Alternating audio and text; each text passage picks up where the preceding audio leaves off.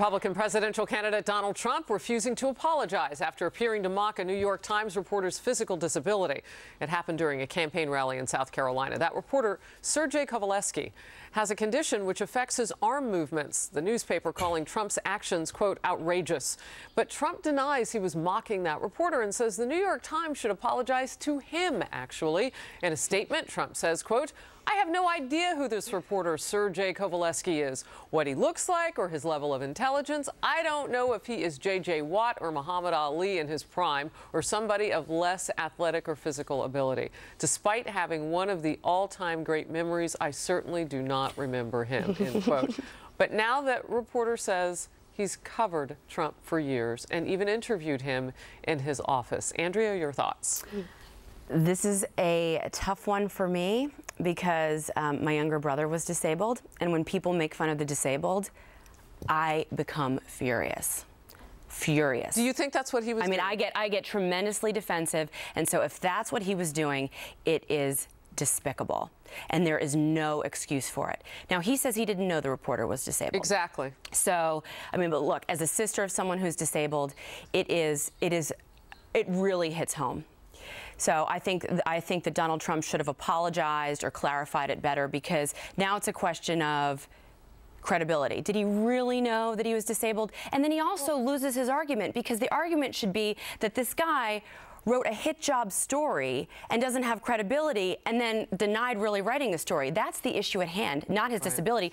For me, the disability is that he's a liberal. That's the biggest issue that I would criticize him on, not his physical one. So, Catherine, how does he get beyond this? Because it seems like Donald Trump can have a misstep every now and then, and he always comes up, not just gets up stronger. He doesn't have to do anything. He did what he always does. He doesn't just not apologize. He goes on the offensive, and he says, how dare you make this up? You need to apologize to me. Every single time. He has a delusional level of faith in himself, which honestly, it must be fun, right? To think that you've never ever made a mistake. You'd walk around being happy all the time. It must be really, really fun.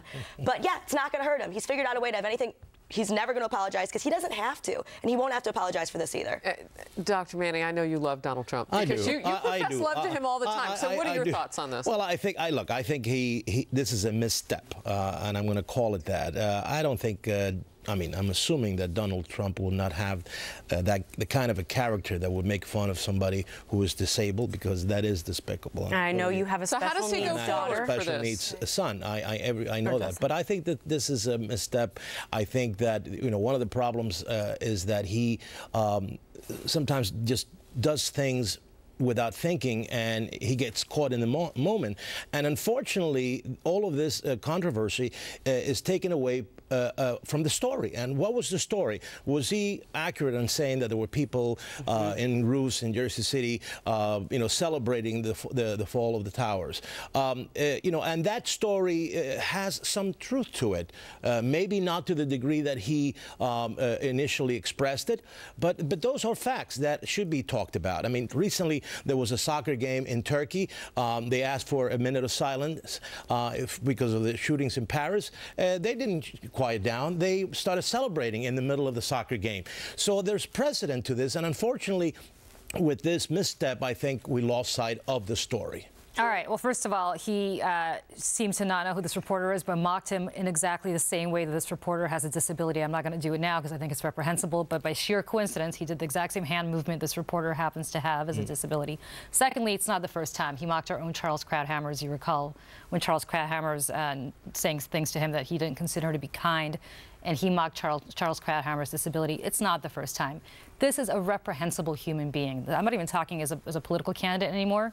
If you were a Democrat, I'd say the same thing. You do not mock the disabled, and it's not the first time. He knew exactly what he was doing. It's disgusting. He should apologize, but of course he's not going to, because as you said, it must be always nice to be always right and to have everybody else be the wrong person. All right, you've done professional messaging for candidates. Real quickly, what would you tell them to do? I would tell them to move on as quickly as possible and never do it again, because it's up to the voters to decide. You heard Dr. Manny. He has a child with special needs. I have a brother. The question is, will we overlook this if he wins the nomination to vote for him? We'll have to see. Most folks see Hillary Clinton